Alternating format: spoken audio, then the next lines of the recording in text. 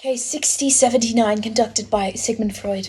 I've discovered that literature is instrumental to developing an understanding of the self, and placing characters in the extremities of fictitious dystopias showcases the reality and nuances of the human condition to help us understand the complexity of our minds. Patients Winston Smith and Ted from George Orwell's speculative fictitious novel 1984 and Harlan Ellison's science fiction I Have No Mouth and I Must Scream will be studied today.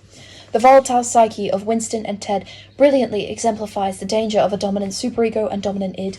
Winston, please lie on the couch first. I have reached the conclusion that Orwell wrote this story in order to shock his audience out of their apathy towards the destruction of humanity's nature in World War II, and to create a symbol for the suffering of many under totalitarian leadership. The fictitious oligarchical INSOC has developed a surveillance system that controls every facet of the human experience. Even the few cubic centimeters inside your mind. Yes, by adopting the role of superego, the party controls individual psyche, as demonstrated through such specified choice of language. The power of less than 2% of the population leads to the destruction of many. Tell me about the party.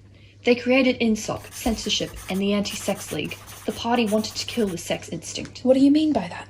Sex, passion, they're all depraved parts of the proles hedonism, such as pints, pornosec, prostitutes, and the lottery. I would say that sex is a major component of the suppressed id in Oceania, but the party channels these desires through the 2-minute hate, transforming it into a hideous ecstasy of fear and vindictiveness. Your choice of such high modality exudes violence.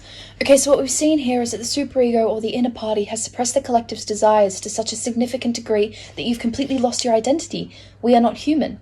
No, comrade. I am what a member of the party should be, obedient and reserved. Well, I would say that Orwell captures your dissent in the motif of the symbol of the paperweight, the heavy lump of glass, and at the heart of it a strange, pink, convoluted coral, the vibrancy of the pink trapped amongst the glass, mirroring your own feelings of your passion and creativity, your id, trapped within the sterile confines of your superego. And when the paperweight was smashed, you thought, how small it always was. Now clearly the choice of the word small refers to... Comrade, I can tell you. Furthermore, Room 101 represents the complete transformation of yourself. You became unrecognizable, monstrous. The place with no darkness is a place in which none of the dark and depraved parts of yourself, your id, are completely eradicated and washed clean, rendering you a mindless prisoner to their torture.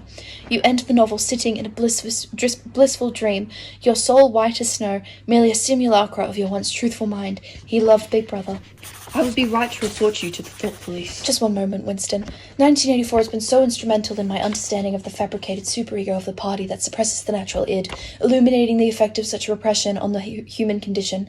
Orwell is clearly advocating for the upholding of balance in the lives of many facing extremes, violence, hatred, fear, all part of the war he was a part of.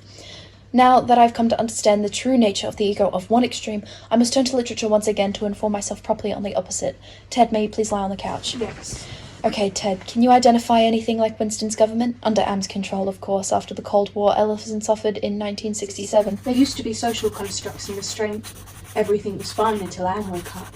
With his hate, we completely self-imploded as a society, leaving no structures or leadership to even influence ethics in the slightest. Thank you.